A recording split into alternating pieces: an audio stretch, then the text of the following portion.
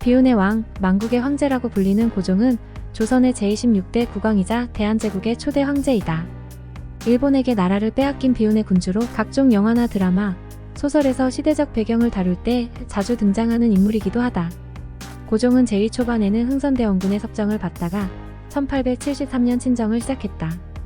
1876년 강화도 조약으로 개항을 하고 내정개혁 및 개화운동을 전개했으나 이무군란과 갑신정변으로 나라가 혼란스러웠다. 1894년 동학농민운동을 계기로 청일전쟁이 발발하고 이 전쟁에서 승리한 일본이 명성황후를 시해하는 을미사변을 일으키자 러시아 공사관으로 아간파천을 단행했다. 이듬해 덕수궁으로 다시 돌아온 후에는 흔들리는 나라를 다시 세우고자 대한제국을 선포하고 초대 황제가 된다.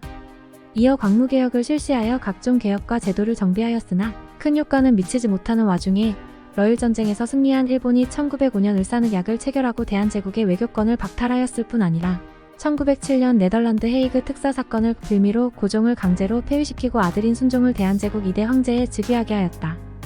고지여 대한제국 군대가 해산되었고 마침내 1910년 한일병합조약으로 대한제국은 멸망하고 일본의 식민지가 되어 우리가 흔히 아는 일제강점기가 시작된다. 고종의 출생과 생애.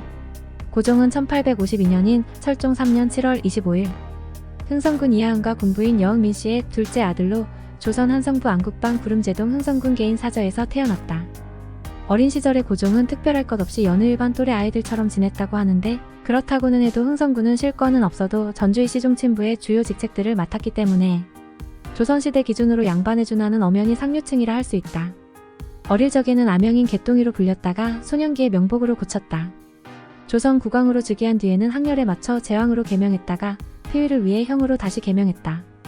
1863년 음력 12월 그냥 일개 평범한 종친으로 살 흥성군의 둘째 아들 이명복의 인생이 한순간에 뒤바뀌는 상황이 오는데 당시 국왕이었던 철종이 후사없이 끝내 병으로 일찍 죽자 흥성군과 효유대 왕대비 조씨의 후원으로 조선 익종과 신정왕후의 양자로 정식 입적되어 익성군의 군호를 받고 곧바로 조선 제26대 임금으로 정식 즉위하였다. 이후 후술하겠지만 고종은 헤이그의 을사늑약을 반대하는 특사를 보냈다는 이유로 일제에 의해 강제로 퇴위당하고 일제는 순종을 내세워 통치를 계속하다가 1910년에 급기야 강제 병합하고 만다. 고종은 이후 1907년 만국의 군주로 완전히 물러난 이후에도 무려 1919년까지 생존했다. 노년임에도 자기관리와 현대의학의 힘 때문에 건강해서 고명딸 덕혜옹주가 이 시기에 태어났다. 일제가 주선한 영친왕과 나시모토노미야 마사코의 약혼을 반대했지만 영친왕의 보안과 안전을 위해서 어쩔 수 없이 눈물 겨자먹기로 받아들이게 된다. 1919년 1월 21일 항상 야참으로 마시던 식혜를 마신 뒤 잠자리에 들었다가 깨어나 목이 마르다고 차를 마셨는데 그 뒤 복통을 호소하다 각혈한 뒤 붕어하였다. 왕으로 즉위한 지 55년째 그리고 황제로 즉위한 지 딱 22년이 되는 날이었다. 1월 21일 고종이 덕수궁 함령전 겹방에서 붕어하여 그의 인산일로 하여금 3.1운동이 전개되게 한 3.1운동의 배경이 되었다. 왕이 계승과 흥선대원군의 섭정. 정조의 증손자 헌종이 후손 없이 사망하자 직계 후손이 끊어져서 반계 가문인 철종으로 보위가 이어졌다.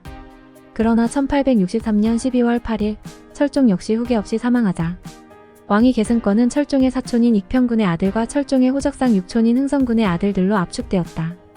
철종의 아들들은 전부 요절했으므로 흥선군은 익종비 신정왕후 조씨를 자주 찾아 친분을 쌓고 그에게 자신의 아들들 중 한 명을 익종의 양자로 삼는다는 조건으로 왕위 계승에 대한 동의를 얻어냈다. 철종 사후 흥선군과 대왕대비 조씨는 흥선군의 둘째 아들 제왕을 익종의 양자로 삼아 익성군의 군호를 내리고 12월 13일에 왕으로 즉위시켰다. 왕고종이 11세에 불과하였기 때문에 대왕대비 조씨가 수렴청정을 하였고 흥선군이 대원군이 되어 집권하였는데 조선 역사상 국왕의 생부가 생존하여 통치하는 전례 없는 일이 발생하게 된다. 고종을 대신하여 섭정하게 된 흥선대원군 이하응은 아들의 즉위로 조선 역사상 유일하게 왕의 자리에 오른 적이 없었으면서 왕의 권력을 휘두르게 되는데 그가 정치를 주도했던 19세기 후반 조선은 여러 면에서 많은 변화를 겪었지만 급변하는 세계 정세를 따라잡지는 못했다. 서세동점이라는 새로운 세계사적 흐름과 세도 정치로 피폐한 국가의 재건이라는 어려운 문제를 한꺼번에 해결해야 했던 흥선대원군은 오늘날 한편에서는 개혁 정치가로 다른 한편에서는 보수적인 국수주의자로 엇갈린 평가를 받고 있다. 구한말의 시대적 상황. 고종의 재위기간 내내 우리나라는 그야말로 엄청난 역사의 소용돌이에 휘말렸다.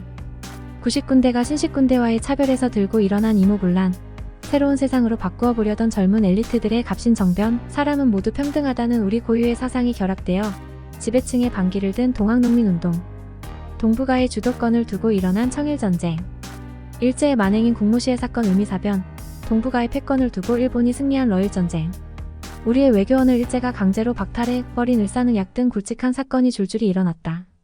고종의 업적. 고종의 재위한 시기의 흥선대원군이 섭정한 시기와 고종의 친정 시기로 나누어 볼 수 있다. 흥선대원군의 섭정 시기. 흥선대원군은 강력한 개혁 정치를 통하여 당시의 세도 정치를 뿌리 뽑고 어지러운 기강을 바로 잡으려 했다. 비변사를 폐지하고 사림의 본거지인 서원을 철폐하였으며 각종 법정과 제도를 개편했다. 왕실의 기강을 바로 세우기 위해 경복궁을 중건하였다. 이 시기에 병인 양요와 제너럴 셔모노 사건, 신비양요 등 시대의 흐름에 부응해야 하는 사건들을 겪게 되지만 흥선대원군은 오히려 나라의 문을 더욱 굳게 걸어 장무는 쇄국정책을 시행하고 전국에 척합의를 세우게 된다. 고종의 친정 시기. 일본이 운요 사건을 일으킨 후 이듬해인 1876년에 강제로 강화도 조약을 체결하게 되면서 우리나라는 최초로 외국의 문호를 개방하게 된다. 이후로 서양 문물이 조선에 들어오게 되며 일부 내부에서는 개항에 반대하는 위정척사운동과 의병운동 등이 전개된다.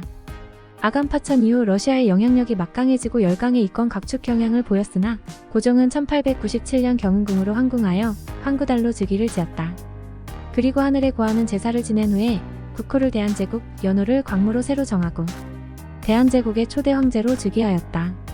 광무개혁 대한제국을 선포한 고종은 구본신참의 기치하에 광무개혁을 실시하였다. 정치적으로는 전제군 주권을 강화하고자 하였으며 대한국 국제를 선포하여 교전소와 법규 교정소를 설치하고 시위대와 진위대의 증강을 통해 국방력을 강화하고자 원수부를 설치하였다. 그는 직접 대원수가 되어 육해군 통솔하게 되었고 황태자를 원수에 임명하였다. 하지만 이런 움직임은 입헌군주제를 주장하는 독립협회가 하였고 조병식과 같은 수구파 인사들의 모함으로 독립협회가 해산되는 결과를 낳았다. 마치며 고종의 장기간 통치는 한반도에서 많은 사회적, 정치적 변화가 일어난 시기였습니다. 이 기간 동안 서양과 중국의 영향력이 늘어나며 국제 정치에서 복잡한 문제들이 발생하였고 이에 대응하기 위해 근대화를 추진하는 등 여러 시도를 했습니다. 그러나 그의 통치는 대체로 고전적인 유교 사상과 신관념 사이의 충돌, 외세와 내란에 의한 압박 등으로 인해 어려움을 겪었습니다. 그리고 이런 상황 속에서 고종은 일본에 의해 강제로 퇴위당하면서 조선이 일본 제국에 병합되는 것을 방지하지 못했습니다. 따라서 고종은 한반도 역사에서 중요한 전환점을 지표하는 인물로 여겨집니다. 그는 전통적인 가치와 현대성 사이에서 길을 찾으려 애썼으나 결국 조선의 독립성을 유지하는 데 실패하여 역사가 판단하는 바가 다소 엇갈릴 수 있습니다. 오늘 이야기는 여기까지입니다. 여러분들의 생각을 댓글에 남겨주세요. 끝까지 시청해주셔서 감사합니다.